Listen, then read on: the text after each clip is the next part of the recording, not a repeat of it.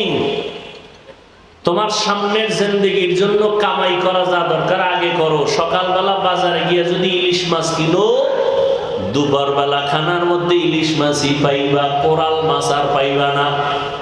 আর ইলিশ মাছ না কিনে যদি দুপুরবেলা বলো ম্যাডাম ইলিশ মাছ দাও, জীবনে সম্ভব না।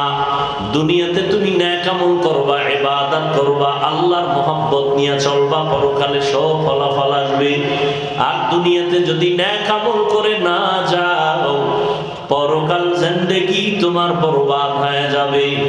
নবীও বলবেন সোহকান সোহকা, আল্লাহ বলবেন এই ফেরেশতা এর হাতে জাহান্নামের শিকল লাগায়া দাও।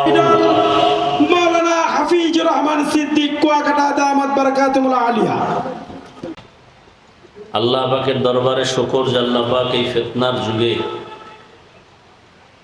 হাজারো লাখো মানুষের ভেতর থেকে বাছাই করে প্রচণ্ড গরমের মধ্যে পৃথিবীর শ্রেষ্ঠ মজলিস, ওলামায়ে আহলে হকের মজলিস, গুনাহ মাফের মজলিস, তওবা কবুলের মজলিসে আসা বসার তৌফিক আল্লাহ আমাদেরকে দান করেছেন। নেয়ামতের শুকর আদায়ার্থে সকলেই মুহাব্বতে করি আলহামদুলিল্লাহ। দরুদ ও সালাম সৈয়দুল মুরসালিন রহমাতুল্লিল আলামিন শফিউল মুজনিবিন খাতামুন নবিয়্যিন সৈয়দুস সাকালাইন ইমামুল মুরসালিন শফিউ আযম রাসূল আকরাম রহমত আলম নবিয়ুল আরব আল আযম हबीब किबरिया अशरफुल अंबिया सय्यदुल अंबिया शफीअ महशर साक़ी कौसर आक़ा नामदार मदीना का ताजदार आफ्ताब नबूवत फ़ख्र मौजूदात सय्यदुल मखलूक़ात हज़रत मुहम्मदुर रसूलुल्लाह सल्लल्लाहु अलैहि व आलिहि वसल्लम रूपा सर्वोपरि शुकर যাদের অক্লান্ত পরিশ্রমের মাধ্যমে আজ সুন্দর আয়োজন, সময় পরামর্শ অর্থ দিয়ে দোয়া করে উপস্থিত হয়ে মাইক লাইট প্যান্ডেলের ব্যবস্থাপনার মাধ্যমে সহযোগিতা যারা করেছেন প্রত্যেককেই আল্লাহ পাকের খিদমতের জন্য, খিদমতের বরকতে দুনিয়াতে শান্তি, পরকালে মুক্তির ব্যবস্থা করে দিন।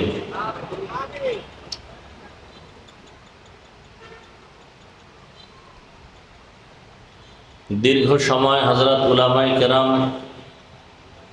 কোরআন সুন্নাহ ভিত্তিক দিক নির্দেশনামূলক আলোচনা রেখেছেন। আমার পরেও দেশের শীর্ষস্থানীয় হযরত উলামায়ে কেরাম আলোচনা রাখবেন ইনশাআল্লাহ। উলামায়ে কেরামদের কথাগুলো উম্মাহকে সহি তরিকায় আমল করার তৌফিক দান করেন। ফেসবুকে লেখালেখির দ্বারা বিভিন্ন অপপ্রচারের মাধ্যমে যারা আলেমদের সম্মান নষ্ট করার ষড়যন্ত্র করে, আল্লাহ ওদের হেদায়াত দান করেন। আল্লাহ পাকের ইলম ও কুদরতে যদি তাদের ব্যাপারে হেদায়াতের ফয়সালা না থাকে, আল্লাহ কুদরতের দ্বারা দমন করে দিন। আমি আপনাদের দোয়া নেওয়ার আশায় হাজির হয়েছি এবং সংক্ষিপ্ত আলোচনার নিয়তে কোরআনে হাকিমের এক আয়াতে কারিমা, রসুলের একটি হাদিসের অংশ তিলাওয়াত করেছি। আয়াত ও হাদিসের আলোকে ইখলাস ও রুহানিয়াতের সমন্বয়ে সহি নিয়তে সহি তরিকায় সহি কিছু কথা বলার মতো, শুনবার মতো আমাকে আপনাদের প্রত্যেককেই আল্লাহ রাব্বুল আলামিন তৌফিক দান করুন। ইয়া আইয়ুহাল্লাযীনা আমানুত্তাকুল্লাহ, হে জগতের মুমিন তোমরা আল্লাহকে ভয় করো তথা তাকওয়া অর্জন করো। অকুনু মা'আস সাদিকিন, এবং সত্যবাদী যারা আল্লাহর প্রিয় বান্দা তাদের বন্ধু হয়ে থাকো। নবীজি বলেন ইত্তাকিল মাহারিম তাকুন আ'বাদান নাস, আল্লাহ পাকের নিষিদ্ধ কাজ থেকে, জিনিস থেকে নিজেকে ফিরাইয়া রাখো, বেঁচে থাকো, তো আল্লাহর কাছে, মানুষের কাছে সম্মানের পাত্র হবে। আয়াতের মধ্যে আল্লাহ মুমিনকে দুটো আদেশ দিয়েছেন।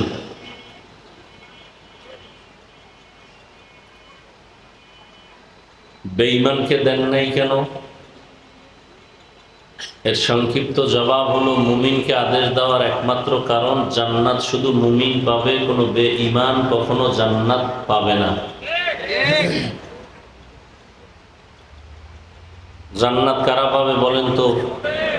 কোনো বেঈমান কখনোই জান্নাত পাবে না। তবে আল্লাহ যে মুমিনকে জান্নাত দিবেন, আল্লাহ যেহেতু সর্বোচ্চ দয়াময়, যার তুলনা নাই, আল্লাহ শুধু জান্নাত দিবেন এতটুকুই না, আল্লাহ চান তার প্রত্যেকটা মুমিন বান্দাবান্দি বিনা হিসাবে জান্নাত পেয়ে যাবে। সুবহানাল্লাহ আসে না? আল্লাহ তো জোরে আসতে বললেও শুনেন, আল্লাহ আসতে বললে শুনেন না? জোরে বলার দরকার কি? এই যুক্তি দিয়ে যদি কেউ মাগরিবের নামাজে দাঁড়ায় আর মাগরিবের নামাজের প্রথম 2 রাকাতে কেরাত জোরে না আসতে, আল্লাহ আসতে বললেও শুনে, তো কেরাত আসতে করি, চলবে চালাকি আর যুক্তি? আল্লাহ যেই জিনিসকে যেইভাবে নিয়ম দিয়ে দিছেন রসুলের মাধ্যমে, ওটাকে ওইভাবেই মানতে হবে, কোনো যুক্তি আর চালাকি চলবে না। ওভাবে মেনে নেওয়ার নাম গোলামি, যুক্তি দেওয়ার নাম গোমরাহি।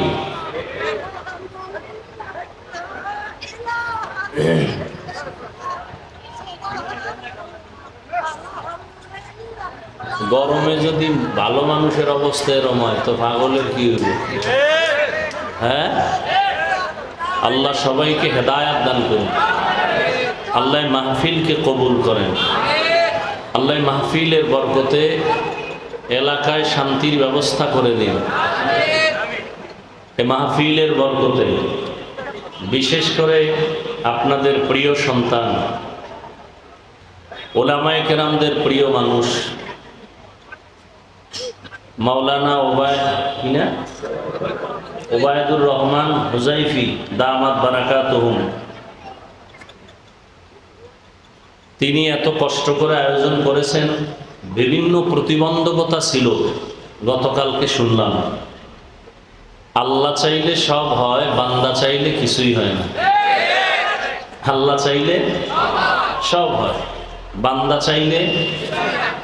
আল্লাহ চাইছেন এখানে কোরআনের বাগান মিলবে, বান্দা কেউ কেউ চাইছেন না মিললে ভালো, কিন্তু বান্দারটা হয় নাই। আল্লাহ যা চাইছেন তাই হয়েছে। আল্লাহ পাক এই মাহফিলের বরকতে মুহতারাম হুজাইবি সাহেবের বাবা দুনিয়াতে নাই, আপনারা জানেন। আল্লাহ তার জান্নাতের মাকামকে উঁচু করে দেন, তার রেখে যাওয়া আমানত সন্তান আওলাদ সহ রক্ষা করার তৌফিক দান করেন। যেই তামান্না ব্যক্ত করলো সন্তান, আল্লাহ পাক কুদরতের দ্বারা এই দ্বীনি খেদমতের তামান্না পূরণ করার জন্য কবুল করেন। এলাকাবাসী সহ তার মহব্বতের যারা, সবাইকে তার সহযোগী হয়ে কাজ করার তৌফিক দান করেন। তো আয়াতের মধ্যে আল্লাহ দুটো আদেশ দিয়েছেন, তাকওয়া অর্জন করো এবং আল্লাহর প্রিয় বান্দা যারা তাদের বন্ধু হয়ে থাকো। বলে কতক্ষণ? বলে তোমার মধ্যে আল্লাহর মুহাব্বত আসবে না যতক্ষণ। তো মুমিনকে আদেশ দিলেন কেন? জবাব দিলাম যে জান্নাত শুধু মুমিন পাবে, কোনো বেঈমান। আর আল্লাহ যে মুমিনকে জান্নাত দিবেন, আল্লাহ পাক চান তার বান্দাবান্দি বিনা হিসাবে জান্নাত পেয়ে যায়। আল্লাহ চান, আমরা কি চাই? হিসাব দিয়া না বিনা হিসাবে? আল্লাহ কবুল করেন। তো বিনা হিসাবে জান্নাত পেতে হলে দুনিয়াতেই আমাদের কিছু কর্মসূচি পালন করতে হবে। আর দুনিয়া মাজরাতুল আখিরা,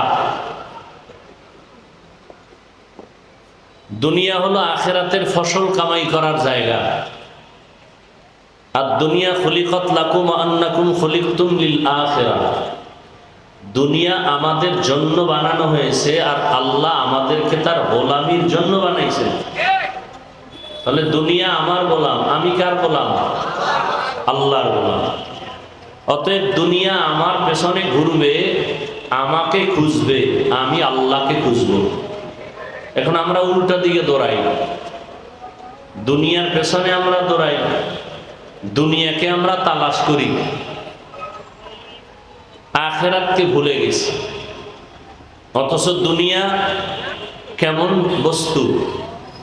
আল্লাহ বলেন, লা ইয়াগুররান্নাকা তাকাল্লুবুল্লাযীনা কাফারু ফিল বিলাদি মাতাউন কালিলুন সুম্মা মাওয়াহুম জাহান্নাম ওয়া বিইসাল মিহাদ।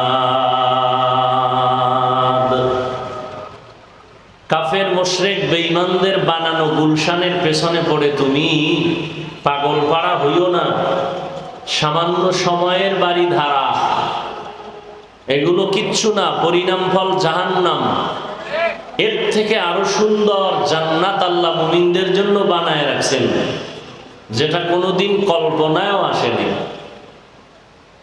এ দুনিয়ার কোনো মূল্য নাই। قال النبي صلى الله عليه وآله وسلم حب الدنيا رأس كل خطيئة। দুনিয়ার মোহাব্বত সব ক্ষতির কারণ। দুনিয়ার মায়া, মমতা, লোভ, এর কারণে শুধু দুনিয়াওয়ালা না, আখেরাতমুখী মানুষও লাইনচ্যুত হয়ে যায়। এজন্য একটা মানুষ হেদায়েতের উপরে আসার পরেও হেদায়েতের দোয়া বন্ধ নেই।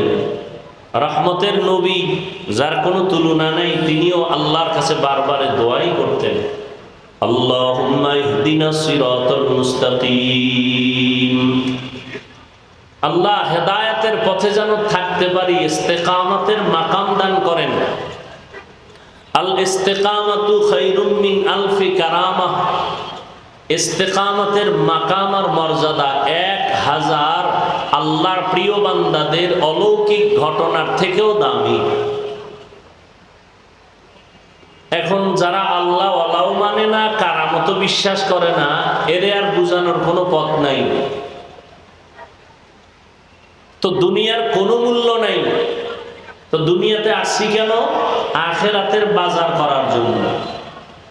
ইয়া আইয়ুহাল্লাযীনা আমানুত্তাকুল্লাহা ওয়াল তানজুর নাফসুম মা কদ্দামাত লিগাদিন ওয়াত্তাকুল্লাহ ইন্নাল্লাহা খাবীরুম বিমা তা'মালুন। ও মুমিন, তোমার সামনের জিন্দেগির জন্য কামাই করা যা দরকার আগে করো। সকালবেলা বাজারে গিয়ে যদি ইলিশ মাছ কিনো, দুপুরবেলা খানার মধ্যে ইলিশ মাছই পাইবা, কোরাল মাছ আর পাইবা না। আর ইলিশ মাছ না কিনে যদি দুপুরবেলা বলো ম্যাডাম ইলিশ মাছ দাও, জীবনে সম্ভব না। দুনিয়াতে তুমি নেক আমল করবা, ইবাদত করবা, আল্লাহর মহব্বত নিয়ে চলবা, পরকালে সব ফলাফল আসবে। আর দুনিয়াতে যদি নেক আমল করে না যাও, পরকাল জিন্দেগি তোমার বরবাদ হয়ে যাবে। নবীও বলবেন সোহকান সোহকা। আল্লাহ বলবেন, এই ফেরেশতা, এর হাতে জাহান্নামের শিকল লাগায় দাও। জাহান্নামের ফেরেশতারাও বলবে, আলেম ওলামারা যায় নাই, রাসূল কি যায় নাই, বয়ান কি করে নাই? আলাম ইয়াতিকুম রাসূলুম মিনকুম ইয়াতলুনা আলাইকুম আয়াতি রাব্বিকুম ওয়া ইউনযিরুনাকুম লিকা ইয়াউমিকুম হাযা ক্বালু বালা। হ্যাঁ, ছিল, বয়ান করছিল, নামাজের কথা বলছিল, পাও ধরে ধরে তাবলীগওয়ালারা বুঝাইছিল, পীর সাহেবরা বুঝাইলেন, বক্তারা বুঝাইলেন, খতিব সাহেব জুমার দিন বুঝাইছেন, আমিও বুঝছিলাম সত্য। ওয়ালাকিন হাক্কাত কালিমাতুল আযাব। সব কথাই ঠিক ছিল, মানি নাই, অহংকারী বোধ করে ফিরে গেছি। মানি নাই তো মানি নাই, যারা বলতো তাদের বিরুদ্ধাচরণ করতাম। আল্লাহ বলবেন, কিলাদখুলু আবওয়াবা জাহান্নামা খালিদিনা ফিহা ফাবিইসা মাসওয়াল মুতাকাব্বিরিন। আল্লাহ জান্নাত দিতে চান। আল্লাহ কোন বান্দা বান্দিকে 1 সেকেন্ডের জন্য কখনো জাহান্নামে দিতে চান না। কোন বান্দা বান্দিকে, হিন্দু, বৌদ্ধ, ইহুদি, খ্রিস্টান, সব কার বান্দা? আল্লাহ কাউকে জাহান্নামে দিতে চান না। তো জাহান্নাম বানাইলেন কেন? আল্লাহ চান না তো জাহান্নাম বানাইলেন কেন?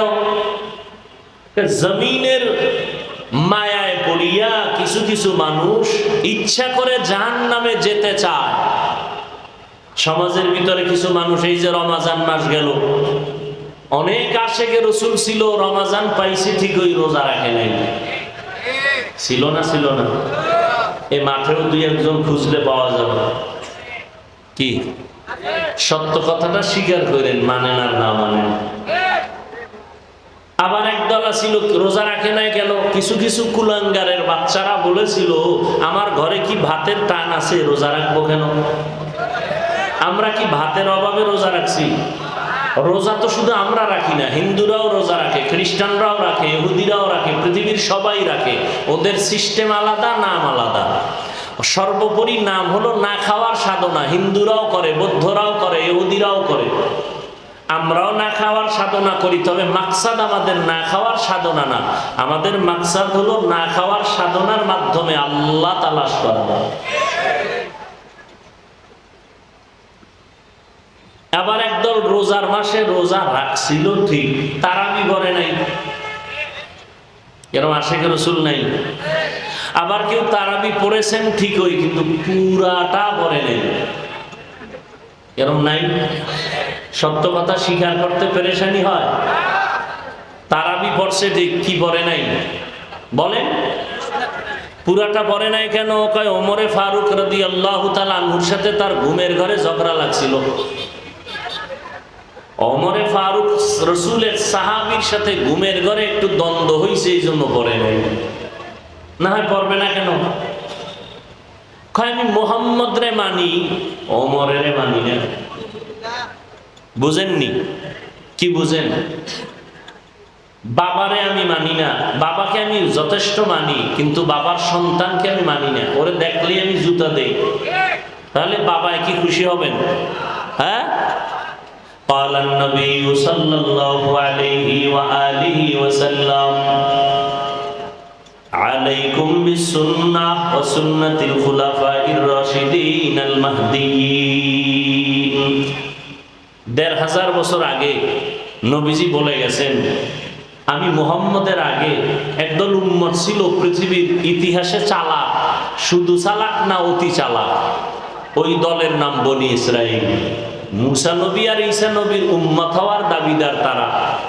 ওই বনি ইসরাইলরা চালাকি কইরা ধরা খাইছে। চালাকি করতে করতে করতে করতে এদের মধ্যে দলাদলি শুরু। দল হতে হতে ৭২-এ গিয়া পৌঁছলো। কয় দল?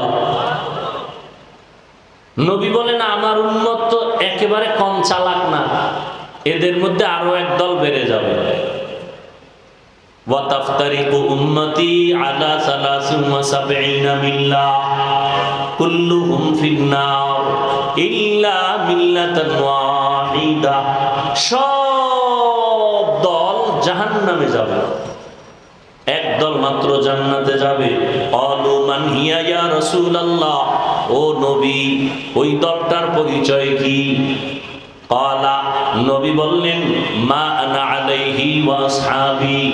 নবী যদি বলতেন আমি মুহাম্মদ যেই রাস্তায় আছি, যেই আদর্শে আছি, ওই আদর্শ যারা মানবে তারা নাজাত পাবে, জান্নাত পাবে।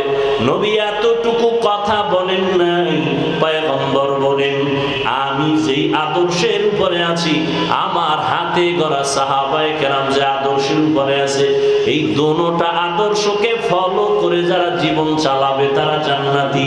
এখান থেকে পরিষ্কার, যারা বলে মুহাম্মদ রে মানি, সাহাবায়ে কেরামদের মানি না, মুখে বলুক আর কলম দিয়া ইশারায় লেখালেখি করবে, সাহাবায়ে কেরামের বিরুদ্ধে যারা লেখবে, যারা বলবে, আল্লাহর কসম একবার, আল্লাহর কসম দুইবার, আল্লাহর কসম তিনবার, ওয়াল্লাহি বিল্লাহি তাল্লাহি, এরা ভণ্ড, এরা বাতিল। এদের যারা বাতিল ভণ্ড বলবে না, তারাও বাতিল। সাহাবায়ে কেরাম, সমস্ত সাহাবায়ে কেরাম জান্নাতি।